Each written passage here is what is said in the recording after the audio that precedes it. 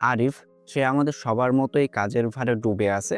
সে একটা কোম্পানিতে চাকরি করে। তার বস তাকে বারবার বলতেছে কাজগুলো জমা দেওয়ার জন্য। এখন সে বুঝতে পারতেছে না যে কোন কাজটা রেখে কোন কাজটা আগে করবে। তখন সে ব্রায়ান ট্রেসির ইট দ্যাট ফ্রগ বইটা পড়ে এবং ABCDE মেথডের কথা জানতে পারে। কিন্তু কি এই ABCDE মেথড এবং আপনি কিভাবে এটা অ্যাপ্লাই করতে পারবেন জানবো এই ভিডিওটার মাধ্যমে। তার জন্য অবশ্যই ভিডিওটা লাস্ট পর্যন্ত দেখবেন। ABCDE মেথড যদি আপনি ইউজ করতে চান তাহলে অবশ্যই ব্রেনে কোনো কিছু স্টোর করে রাখার থেকে আপনার পেপারে লিখতে হবে। আপনার যতগুলা টাস্ক আছে সেগুলো আপনি একটা খাতায় লিখে ফেলুন। সেই কাজগুলো বড়ও হতে পারে, ছোটও হতে পারে, ইম্পর্টেন্ট হতে পারে, আনইম্পর্টেন্টও হতে পারে। সকল কাজ আপনি একটা দিনে যত কাজ করতে চান সকল কাজ একটা খাতায় বা পেপারে লিখে ফেলুন। যদি আপনার লেখা হয়ে যায় এইবারে আপনার করতে হবে কি, আপনাকে প্রায়োরিটাইজ করতে হবে। প্রায়োরিটাইজ করবেন ABCDE মেথডের মাধ্যমে। আপনি যে টাস্কের সাইডে দিবেন সেই টাস্কটা আপনার জন্য খুবই গুরুত্বপূর্ণ। এইটা যদি আপনি না করেন তাহলে বড় একটা ইমপ্যাক্ট ফেলতে পারে আপনার জীবনে। যেমন আপনার একটা ইন্টারভিউ আছে, অবশ্যই সেটা আপনি অ্যাটেন্ড করতে হবে, নাহলে হয়তো আপনি চাকরিটা পাবেন না। এরকম যত ধরনের কাজ আছে এগুলো সবগুলোই কিন্তু A ক্যাটাগরিতে যাবে।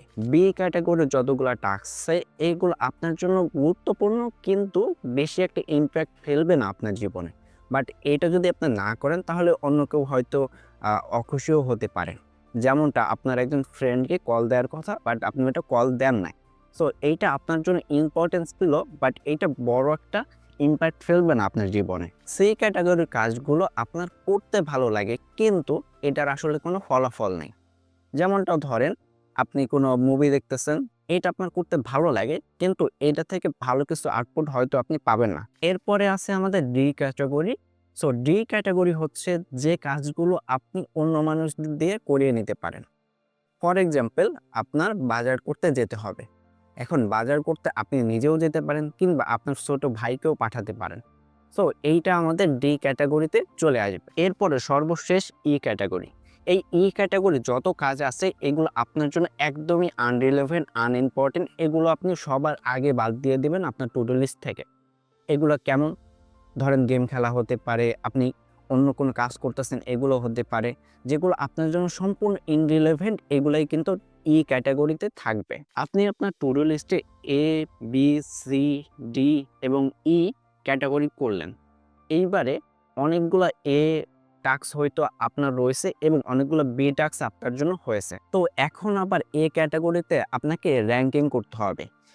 ক্যাটাগরির মধ্যে আপনার কোন টাস্কটা সবথেকে বেশি ইম্পর্টেন্ট সেই টাস্কটাই আপনি A1 দিবেন।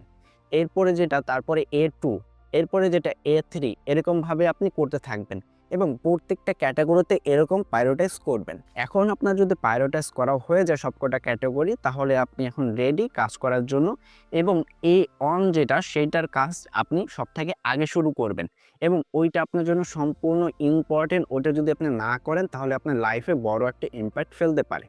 সো এরকমভাবে যদি আপনি ABCDE মেথড ইউজ করেন তাহলে আপনার কাজের যে ওভারলোডটা আছে এইটা কখনোই থাকবে না।